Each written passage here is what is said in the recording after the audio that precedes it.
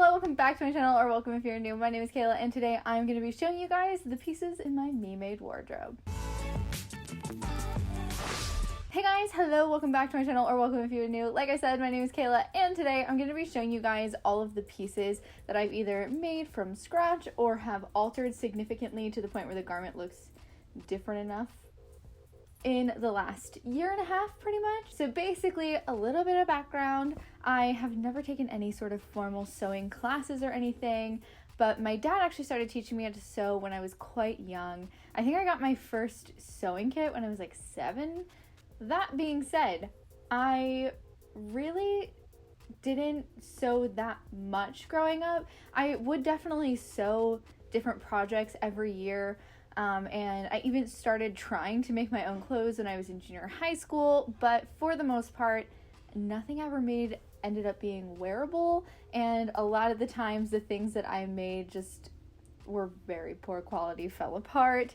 But last year, when everything got locked down and everything got shut down, I pulled my sewing machine back out and decided to try my hand in actually sewing wearable clothes. So this is like the first sort of year and a half of me actually wearing things or actually making things that I can wear, and I'm so beyond proud of some of the things that I have made this year. Now, there are a few things that I no longer have that I made because either I just never wore them, they were poorly made, and so I repurposed them into other things, but I will pop up some pictures or videos of said things if I have them as I discuss them. So I guess before we jump into the video, don't forget to pause and go down below and hit that subscribe button. It's totally free and I'll let you know when I upload new videos, which is every single Wednesday. I upload fashion related content every week. This is a little bit different from the normal type of stuff I upload. Generally, I upload thrifting videos or styling videos or sort of fashion challenge videos and an occasional cosplay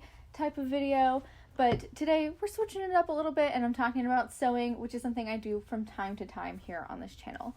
So now, without further ado, I guess let's just jump into the very first things that I started to make when lockdown happened. Okay, so the first thing that I started to make when lockdown happened, I actually no longer have, but I made a 2-piece set that I posted actually a picture on Instagram that is now archived. So it's really just been wiped off the face of the planet, but I did make a 2-piece set. It was a crop top and a like mini skirt. Now, you guys know I don't really wear mini skirts, and I didn't want the skirt to be mini, and it just sort of happened. Everything ended up being shorter than I wanted it to.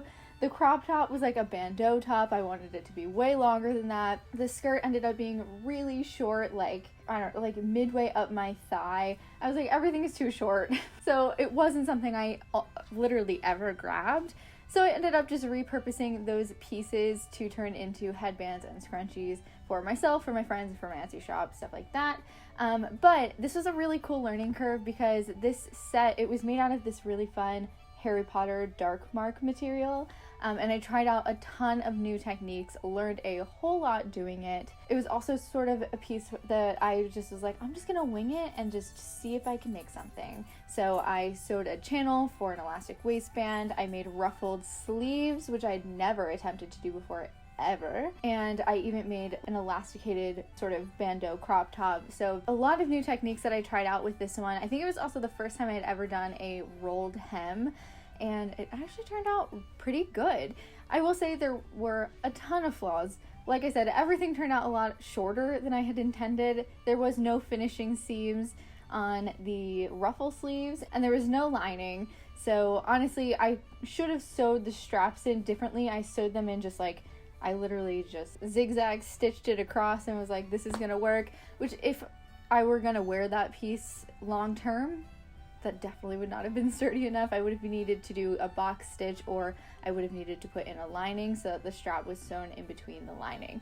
But that wasn't something I knew at the time. I was so really proud of how that piece turned out. I was really excited that I was even able to make something that was remotely wearable, even though it was sort of outside of my style. It was something that I could put on my body and it could look like, from, you know, an untrained eye, that maybe it was something I had purchased, or at least the skirt I think could have looked that way.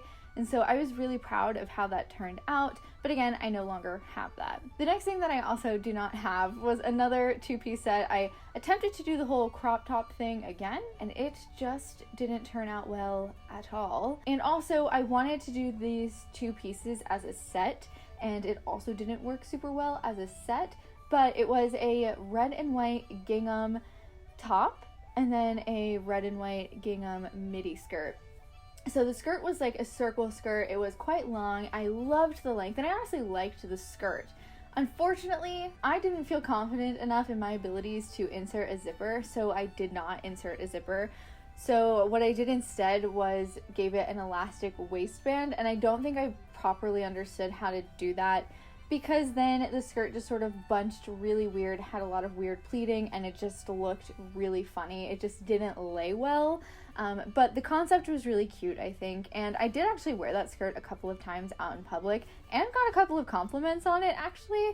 But I just knew that because, first of all, it was really tight to get on without the zipper being present, and two, because of how weird those ruffles sort of sat, particularly on my hips and butt. I knew I wasn't really going to reach for that skirt that often, so I did go ahead and repurpose it into headbands and scrunchies, and I think luckily I pretty much sold out of all of those headbands, so I'm glad that that fabric went to good use. It's definitely something I would like to do in the future, is make another sort of red gingham skirt. Now, moving into the first piece I made using a pattern, so it's a little damp because I just pulled it out of the dryer before the cycle was over. But this is the first top that I ever made using a pattern. So this is one of my absolute favorite shirts. I just am so in love with this material. It's so great for the fall time. Again, this shirt, because I misread the pattern clearly, is shorter than I wanted it to be. I did in fact follow the cropped instructions on the shirt on accident. I meant to follow the full length, but this was the first time I'd ever followed a pattern in my entire life, and I honestly was so nervous and didn't think I was gonna be able to figure it out, but I managed to figure it out actually, and put this whole entire shirt together, and I'm so very proud of how this turned out. There are a ton of flaws, as there are going to be with anything probably I make. Even professionals make mistakes, so it's just a constant learning process, and it's a process of having a lot of grace for yourself.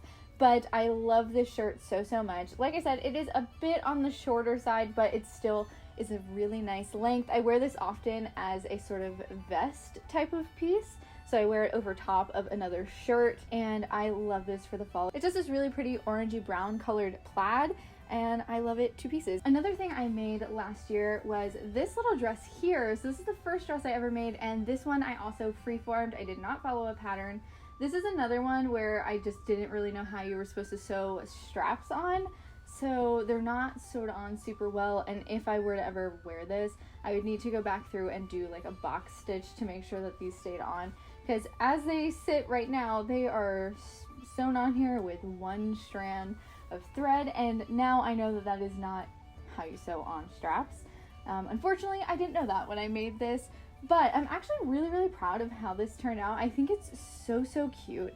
It's just this little denim Minnie Mouse fabric. For it being something that I just sort of winged, I'm pretty proud of it.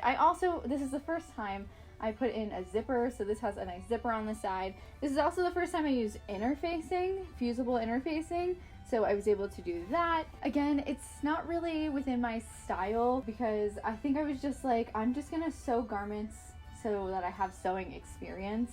So this isn't really, like, again, within my style. If this were longer, absolutely it would be.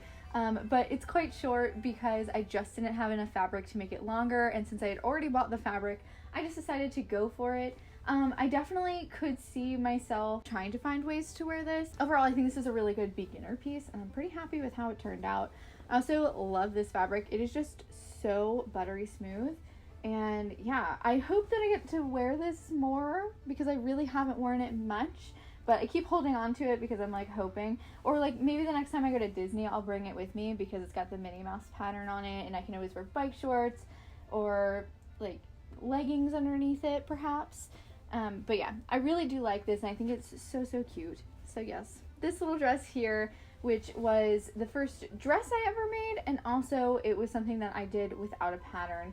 So that was pretty cool, actually. Okay, so I guess moving on, we can talk about the pieces that I've altered significantly. So there's only 2 pieces here because everything else that I'm going to show you guys are things that I followed patterns to create. But this dress here, I actually showed you guys in a Thrift With Me video, I think.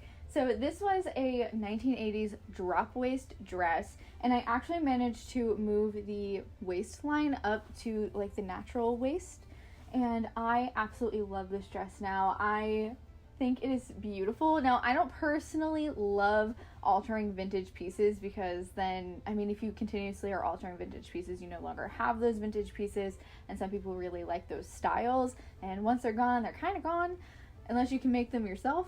But with this particular dress, I did go ahead and move that waistband up, and I'm really happy I did because I love this dress and it's now like a really big staple in my wardrobe. That's really all I did in terms of alterations for this dress, but it was pretty substantial since the waistband was like all the way down here and I was able to move it up here.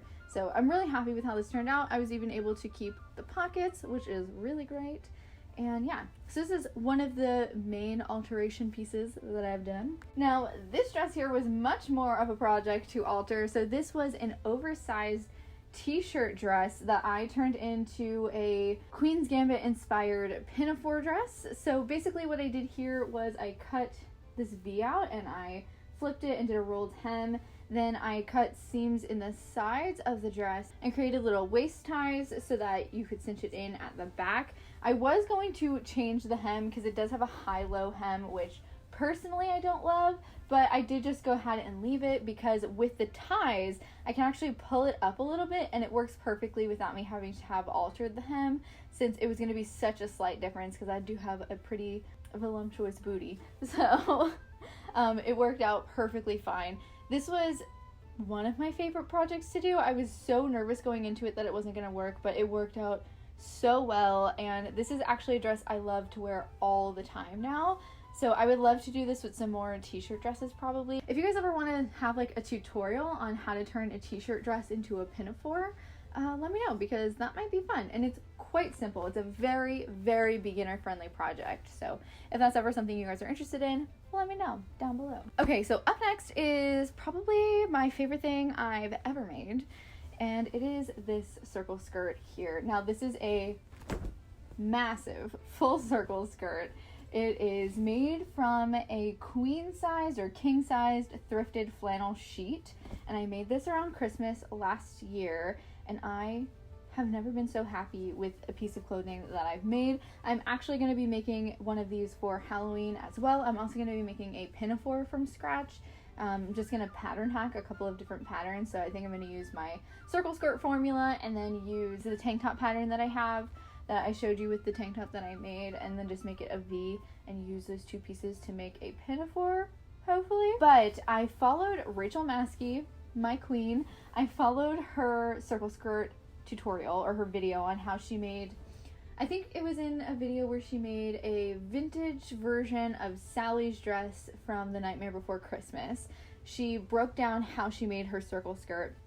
I used that formula and it worked like an actual dream. So I now have this circle skirt here, which is just one of my favorite things I've ever made, ever. This is just so beautiful and flowy. It's a nice thick flannel, so it keeps you nice and warm in the winter. I wanted to have a seamless waistband, so I went in and hand sewed the waistband in all the way around. And then of course there's a zipper, which I'm still not great at figuring out zippers. It's just something I'm gonna have to keep practicing and learning how to do better. And obviously this one's quite exposed. It's not an invisible zipper. This I think is actually an athletic zipper. It's like a plastic one, but I was totally fine with that. But I really am so happy with how this turned out. And I actually made this skirt before I even knew what like a bias grain or what a straight grain was. Yeah, I think looking back, I just ended up getting really lucky that I did put it on the right grain. So yeah, it's definitely something I'll have to keep in mind as I go into making the one I want to make for Halloween. Okay, up next is this dress here, and this is from a vintage pattern. And I have to say, this was potentially one of the most difficult things I've ever made. It took me a couple of months to like sit down and really be motivated enough to make it, because the pattern, I have to tell you, was just not that straightforward, and it did some things that I felt like it did backwards, because this is one of my more recent projects, so I feel as if I've learned quite a bit, and I just think it did some things a little bit weird and things that could have been done a bit better. So I'm gonna blame the pattern partially for some of the errors on this dress, but then of course some of it is me as well. But it is this pretty dress here. This is also made from a thrifted fabric. This is a thrifted bed sheet. It's just in this really pretty like celery sort of sage green and white gingham, and it is just so cute. So this is based on a 1940s vintage pattern, I believe. It's got a really great length. And honestly, the skirt of this is a skirt pattern that I have now followed a few times. I love, love, love this whole skirt section here. The issue I had was sort of how it said to apply the bias tape. As you can see, it's quite crinkly. This was my first time using bias tape, but I don't necessarily think the way that it called for the bias tape to be applied was the best method. I do think that there are better ways to do this. So in the future, if I decide to follow this pattern again, I think I'll just sort of do what I think is best and go on my instincts, which I think is a really important thing to note. Like, sometimes patterns give you instructions on how to do things based on how the pattern maker thinks is the best option. One person's opinion is not always the right opinion. One person's opinion is not always the only opinion. So if you have sewing experience and your instincts are telling you to try something else, trust your instincts and go with it. But overall, I'm pretty happy with how this dress turned out. I am annoyed about how the bias tape turned out around the waistband, and also the sizing on this pattern was horrendously off. So I actually ended up adding an entire extra panel to the skirt, and then had to remake one of the front panels to bring it over some more, because it didn't fit at all. It was way too small. So yeah, also I really struggled with hemming the sleeves. I wish I would have done this by hand, because it did in fact leave like a tiny pleat here, and that drives me insane, I'm gonna be honest. But overall, I'm pretty happy with how this dress turned out. Again, there's no lining. I didn't line this.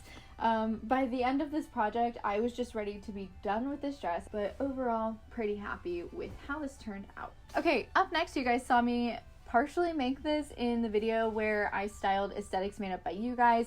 Someone came out with the Vila / Fleur Delacour aesthetic, and I made this little capelet and another A-line skirt. So of course we have like the little cape, which I just think is so freaking darling. I love this so much. Again, not lined, but I will say I actually think this is probably some of my best work. It's some of like the neatest work I've done, barring the crinkled hem, which can happen if you have the wrong tension on your sewing machine. So that's why it's better in some places than it's in others, because I was trying to adjust it to figure it out. And then I also made this skirt here. This skirt is so cute. The only issue is I really messed up the zipper. So what I'm just gonna do is remove the zipper and go in and replace it with a new one so that it's a more stable skirt. And then overall, I mean, this skirt is, I think, pretty well done. And I think, you know, it's costume material. It's really cheap, inexpensive material. Not high quality at all.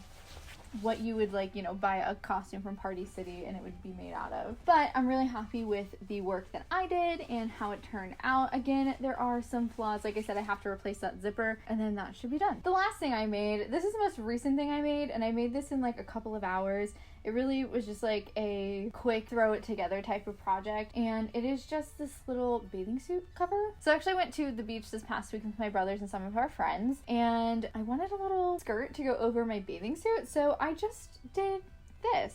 So I used the skirt pattern from that dress that I showed you guys, the green gingham dress that I showed you guys, and then I just added an extra panel to it to give it a little bit more width, and then I sewed on a couple of little ribbons on the side so I could just tie it up and there'd be a nice little gap on the side because I thought that would look really cute as a bathing suit cover up. It's a little longer in the back than it is in the front because, again, voluminous booty, and it just worked out really well. This was a rush job. Like I said, I made this in about 3 hours or something, 2 hours, probably less than that. So there are rough hems, there is, yeah, it's not the best, but I did do a French seam for the first time ever, and I'm actually really pleased with how it turned out. I think it turned out pretty well, and the skirt worked like a freaking charm. I mean, it worked great, and I'm super happy to have this sort of in my bathing suit cover-up collection. And I just think it's like a nice, cute little something different, and it's nice because it's homemade, and I liked that. So that's everything that I've made in the last year and a half. I'm excited to continue to learn and to grow in my skills, to challenge myself even further, to better learn how to read patterns. But basically, I wanted to make this video just to remind you guys that, like, the best way to get good at something is by doing that thing. So I'm gonna continue to work really hard to be better at sewing so that I can make more professional looking pieces. And I hope that if sewing is something that you guys are interested in, that you'll just dive in and just try it. It can definitely be nerve-wracking or scary to try something new. It can feel a bit overwhelming at times, but again, I think you can see the growth in how much better I've gotten over this past year of sewing, and a year is really not that much time. So I think, you know, I've made a lot of progress. I've made a lot of strides in my sewing journey so far, and I'm just excited to see what my garments will look like next year, the year after that. And I just hope that they continue to get better and that I continue to grow and learn more. And I hope that you guys experience the same thing if you decide to start a new hobby or start a new thing. So yeah, I know this video was a bit different from videos I usually do, but I hope you enjoyed nonetheless. I had so much fun just like looking at all these things, and honestly, it's making me really proud of myself. I often feel like I haven't grown enough. And I don't know if this is something that you guys struggle with too, but I often put a lot of pressure on myself, and at times I can feel like my growth is not happening at the rate that I would like it to. So just looking back at all of these pieces, it makes me really happy to think, man, look how much I've grown and look how much I've improved. So anyway, I hope you guys enjoyed this video. If you did, don't forget to give it a thumbs up. Also, subscribe down below if you are new and you would like to join the fam. Generally speaking, I make fashion-related content. I come out with new videos every week, and my content is usually surrounding thrifting, styling, secondhand fashion, things like that, aesthetic fashion. So yeah. Also, fall content will be coming starting next week probably, so get ready for that. I've already decorated my room for autumn because it's the best time of the year. But I think that's all I have for you guys, so don't forget, it costs absolutely nothing to be kind, so be kind to yourself and others, and I'll see you next week. Bye!